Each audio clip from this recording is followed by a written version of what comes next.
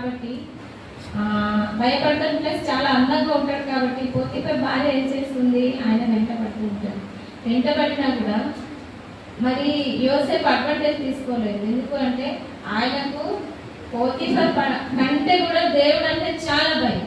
ఎందుకు అని అంటే యోసేపుని అమ్మినప్పటి నుంచి ఆయనని పోతీఫర్ ఇంటికి తీసుకురావడం, ఆశీర్వదించడం, ఆయనతో మాట్లాడడం.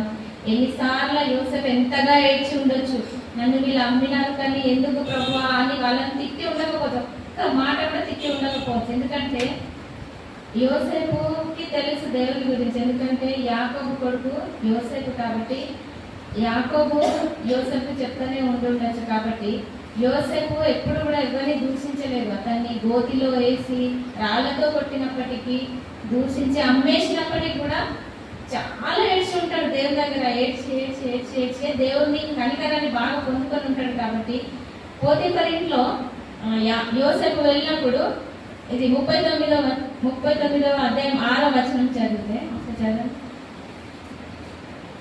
అతడు తనకు కలిగినదంతయు యోసేపు చేతికి అప్పగించి తాను ఆహారం తింటూ తప్ప తనకేమి ఉన్నదో ఏమి లేదో విచారించిన వాడు కాదు.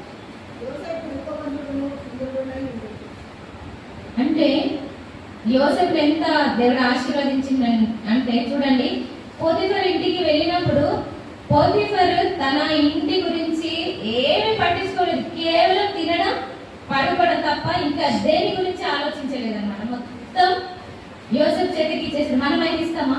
ఎక్కడ కూడా ఇయ్యరు. కానీ ఆయన ఎందుకు ఇచ్చాడు అని అంటే దాని కింద దానిపైన 39వ అధ్యాయం 3వ వచనం మరొకసారి చదవండి. యోసేపులో ఏం గమనించాడు? యోసేపుని యెహోవా చాలా ఆశీర్వదిస్తున్నాడు, ఆయనకు చాలా తోడున్నాడని తెలుసుకున్నాడు. అలాగే మన దగ్గర ఎవరైనా మన ఫ్రెండ్స్ కానీ, మన కొలీగ్స్ కానీ, పిల్లలు కానీ, మన తల్లిదండ్రులు కానీ మనతో కొన్ని రోజులు ఉన్నప్పుడు వాళ్ళు ఏంటి అనేది మనకు అర్థమైపోతుంది. అవును కదా? మనకి అర్థమైపోతుంది వాళ్ళు ఏంటి అనేది మనకు అర్థమైపోతుంది. ఇప్పుడు యోసేపు కూడా పోతీఫర్ వాళ్ళ ఇంట్లో ఉన్నప్పుడు ఆయన మనుషులకు భయపడుతున్నాడా, దేవునికి భయపడుతున్నాడా అనేది పోతీఫర్కి బాగా అర్థమైంది. కాబట్టి ఆయన ఏం చేసిండు, ప్రతి ఒక్కటి యోసేపుకి అప్పగించిండు. ఎందుకు?